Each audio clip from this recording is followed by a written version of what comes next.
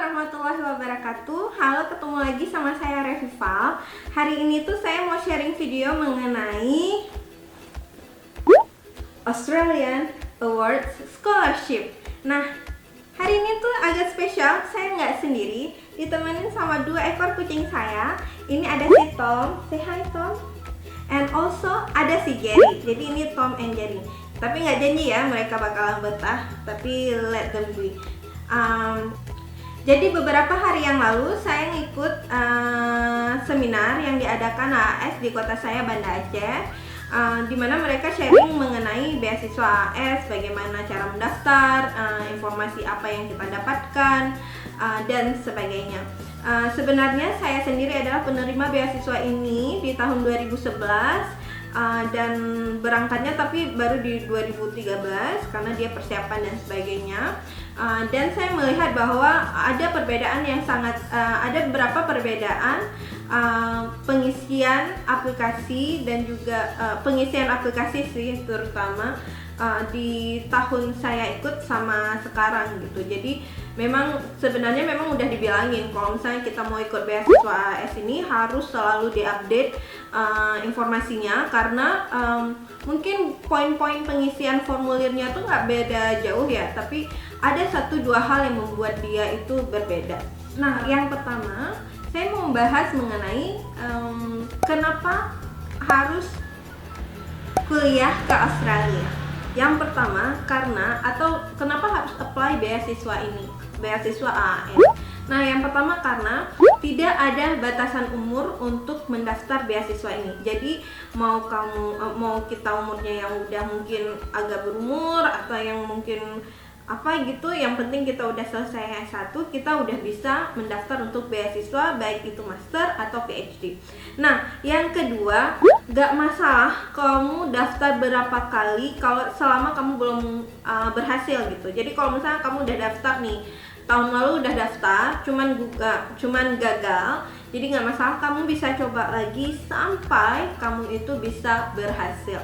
Nah, terkadang setiap kita ngikut, kalau misalnya kita memang nggak lulus, kalau misalnya nggak lulus seleksi ADM-nya, itu biasanya tidak ada pemberitahuan kenapa kita nggak lulus. Tapi kalau seandainya kita udah lulus ADM, kemudian kita dipanggil untuk wawancara nih, dan juga tes IELTS, tapi kita gagal, tidak dapat beasiswanya, itu biasanya bakalan dikasih tahu kenapa kita bermasalah, salahnya di mana, apa yang kurang dari aplikasi kita. Jadi nanti untuk tahun kedepannya kita bisa daftar lagi. Kemudian, nah, tahu nggak, kalau misalnya jumlah penerima beasiswa ini ada sekitar 250 orang, itu bakalan diterima seluruh Indonesia, 250 orang untuk jurusan master degree gitu. Dan untuk PhD-nya itu bakalan ada 45 orang. Nah, ini juga merupakan jumlah yang lumayan untuk penerima beasiswanya. Walaupun kalau dibandingin sama pendaftarnya, itu kita bakalan tahu kalau beasiswa ini sangat kompetitif. Jadi dikasih tahu nih, berdasarkan informasi yang saya dapatkan dari seminar, itu ada sekitar tahun lalu itu ada sekitar 5.500 pelamar dari seluruh Indonesia. Jadi bisa kebayang dong, yang diambil 250 orang, jadi berapa persen dari keseluruhan yang mendaftar gitu. So it's a bit competitive but it's worth it. Kemudian, nah, ini juga ada beberapa hal yang menjadi pertimbangan, bahwa ada beberapa prioritas yang diberikan beasiswa ini. Yang pertama adalah kepada perempuan, kemudian kepada kelompok difabel. Jadi kalau misalnya kita punya disability, kayak mungkin ada tuli, atau kita buta, atau mungkin pokoknya yang grup-grup kelompok difabel itu sangat disarankan untuk mendaftar beasiswa ini, karena mereka juga prioritas untuk mendapatkan beasiswa ini. Dan kemudian juga satu lagi yang menjadi prioritas untuk penerima beasiswa ini adalah orang dari daerah-daerah GFA, Geographic Focus Area, ini termasuk Aceh. Nusa Tenggara Barat, Nusa Tenggara Timur, Maluku, Papua dan Papua Barat dan Maluku Utara. Jadi ada beberapa daerah yang beberapa provinsi yang di Indonesia yang menjadi prioritas untuk penerima beasiswa ini. Kemudian juga kenapa harus ke Australia? Itu Australia memiliki universitas terbaik di dunia itu ada di Australia, so it's a good thing. Jadi kalau kita udah ngomongin yang terbaik berarti pasti dari segi kita belajarnya juga menjadi lebih nyaman gitu. Nah kemudian ini juga yang terakhir mungkin di Australia itu, di kampusnya Australia kita bisa milih jurusan apapun yang kita suka, dan mereka mempunyai jurusan yang sangat banyak gitu. Bahkan ada jurusan yang mungkin kita nggak pernah dengar gitu. Jadi misalnya contoh ya, dulu tuh ada salah satu ada teman saya yang dia ngambil jurusan, saya lupa, tapi jurusan ini membahas bagaimana cara menghadapi orang yang udah lanjut usia gitu. Jadi ada jurusannya sendiri. Atau pernah saya ketemu sama orang, dia ambil jurusan Masculinity and Feminism. Jadi jurusan ini mungkin kita nggak familiar ya di Indonesia, tapi jurusan-jurusan ini ada ditawarkan di Australia. So itu adalah beberapa hal yang membuat kenapa beasiswa AAS ini sangat diminati oleh pelamar dari Indonesianya sendiri gitu. Oke, selanjutnya kita bakalan bahas mengenai apa sih syarat untuk bisa mendaftar beasiswa ini. Yang pertama adalah kita memilih jurusan yang menjadi yang termasuk dalam jurusan bidang studi prioritas. Biasanya itu bakalan bisa langsung diakses di websitenya. Nah, bidang studi prioritas ini mencakup, dia ada 3 hal gitu. Dari kayak hukum, pokoknya dia banyak deh gitu ya. Tapi rata-rata semua bidang studi itu bisa masuk ke dalam bidang studi prioritas ini. Kemudian yang lain syaratnya itu agak standar syarat beasiswa, seperti IPK-nya itu minimal 2,75, dan ini biasanya nggak ada yang masalah sih. Kemudian juga punya nilai TOEFL. Ini bisa pakai TOEFL ITP yang diadakan oleh ITS gitu. Jadi memang ada dia TOEFL ITP. Dan untuk syaratnya khusus untuk Aceh itu bisa mendaftar dengan syarat 500 minimal nilainya. Tapi kalau di luar yang GSE tadi, itu daerah-daerah prioritas, itu mereka harus dapat skornya itu 550. Kemudian berarti harus udah, kalau misalnya kita mau daftar master, berarti kita udah harus selesai S1-nya. Kalau kita mau daftar kayak PhD, berarti kita harus udah selesai S2-nya. Dan apalagi ya? Itu aja sih kayak nilai, ya udah gitu. Dan untuk dan pastinya karena ada diminta ke yang transkrip atau ijazah S1-nya itu tidak perlu diterjemahkan. Jadi nanti ada diminta KTP, ada diminta ijazah, itu sama transkrip nilai, itu tidak perlu diterjemahkan. Cukup versi aslinya atau cukup fotokopi yang udah dilegalisir gitu ya. Nah itu adalah kayak syaratnya yang harus dipenuhi. Tentunya kita juga harus mengisi aplikasinya secara online, dan juga di aplikasinya itu bakalan ada beberapa hal yang juga harus kita tulis mengenai kenapa pilih beasiswa ini, apa yang bakalan kita pelajari, apa impactnya untuk masyarakat Indonesia ke depan gitu. Jadi hal-hal yang pokoknya mau dilihat sih tujuan kita ke sana tuh apaan, dan apakah kita ini bermanfaat buat orang, misalnya seperti itu. Apakah ada impact buat orang atau tidak gitu. Karena fungsi kayak beasiswa ini tentunya untuk meningkatkan kualitas SDM, dan juga ini bisa membawa perubahan yang lebih baik kepada negara kita tentunya gitu ya. Oke, nah ini mungkin yang ditunggu-tunggu. Emang kalau misalnya kita ikut beasiswa ini, apa sih keuntungan yang kita dapat? Harus diingat bahwa beasiswa Australian Awards ini merupakan full scholarship program, dalam artian semua itu udah dibiayain, udah ditanggung, dan beasiswa ini adalah diberikan oleh pemerintahnya Australia. Jadi ini ditanggung semua sama mereka, so alhamdulillah. Nah, jadi kalau misalnya dibilang keuntungannya, kalau seandainya kamu udah lulus, kalau misalnya kalian udah lulus, sebelum kita berangkat itu kan pasti ada persiapannya ya. Persiapannya itu ada yang disebut sama PDT, itu pre-departure training. Jadi kita bakalan di training bahasa Inggrisnya itu tergantung sama hasil IELTS terakhir kita.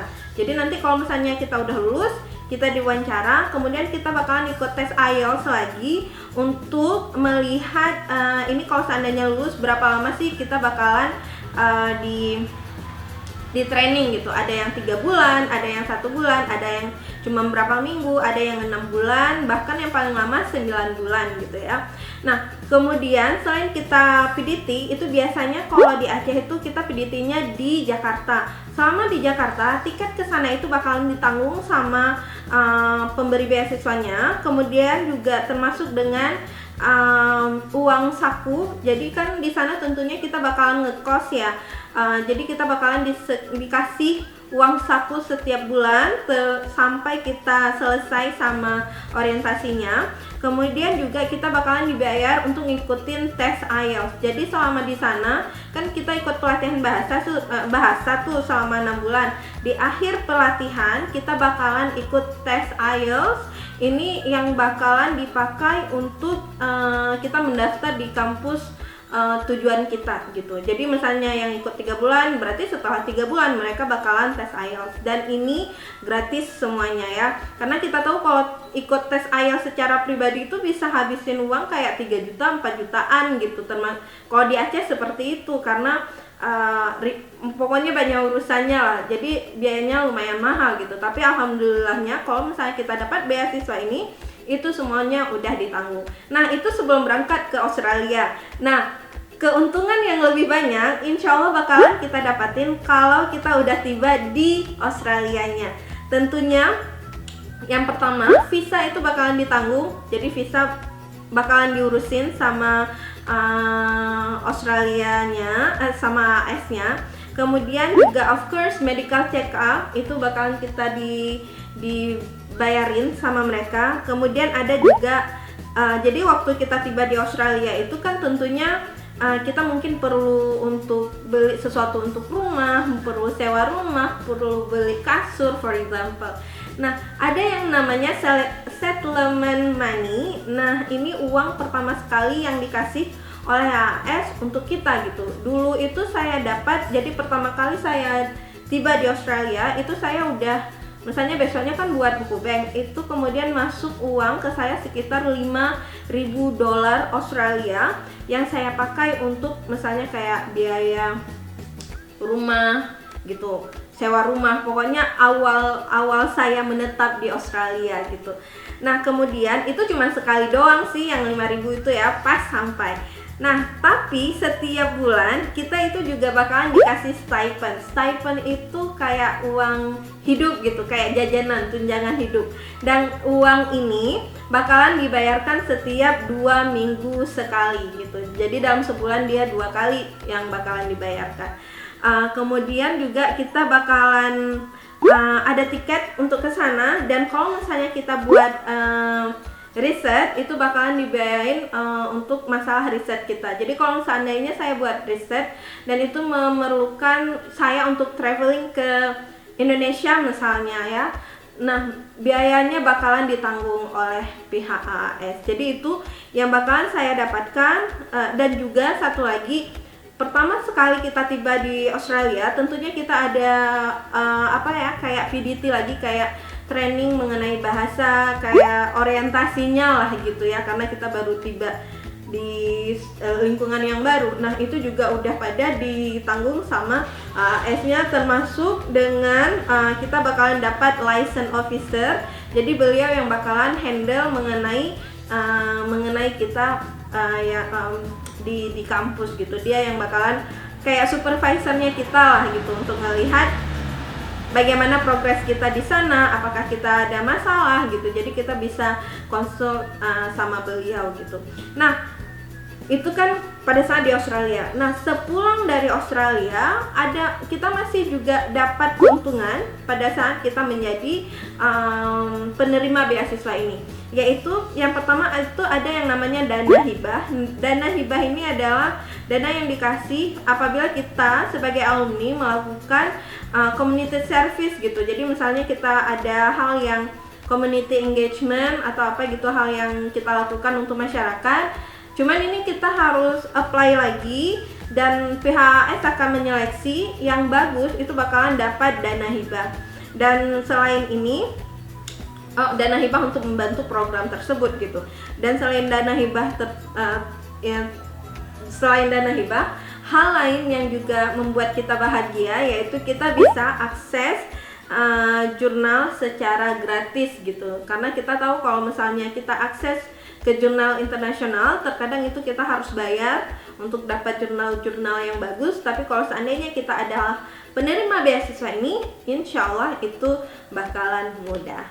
Nah, jadi nikmatnya jadi manfaat dari beasiswa ini nggak cuman sebelum kita berangkat, nggak cuman pada saat kita di Australia, tapi alhamdulillah itu setelah selesainya beasiswa ini juga kita masih ada manfaatnya. Selain manfaat lain yang misalnya kayak ini bakalan membantu kita untuk karir kita ke depan, ini menjadikan kita pokoknya kita merasa lebih berguna aja deh gitu ya. Nah, itu dia mengenai manfaat yang atau keuntungan yang bakalan kita dapat gitu ya. So kalau untuk daftarnya itu mungkin ada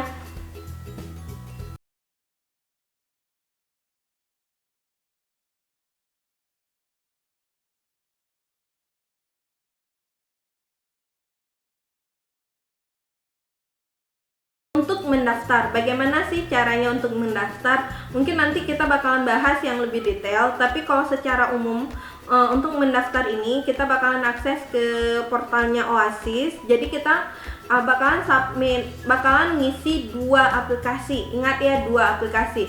Yang pertama adalah kita bakalan daftar di Oasis. Nanti bakalan saya linkkan, saya taruh linknya. Kemudian yang kedua adalah kita bakalan daftar di portal Australian Awards Indonesia. Karena kita tahu bahwa beasiswa ini nggak cuman diberikan ke Indonesia, tapi juga negara-negara Southeast Asia yang lainnya. Jadi makanya kita daftar Oasis dulu dan juga daftar ke portalnya Australian Awards Indonesia.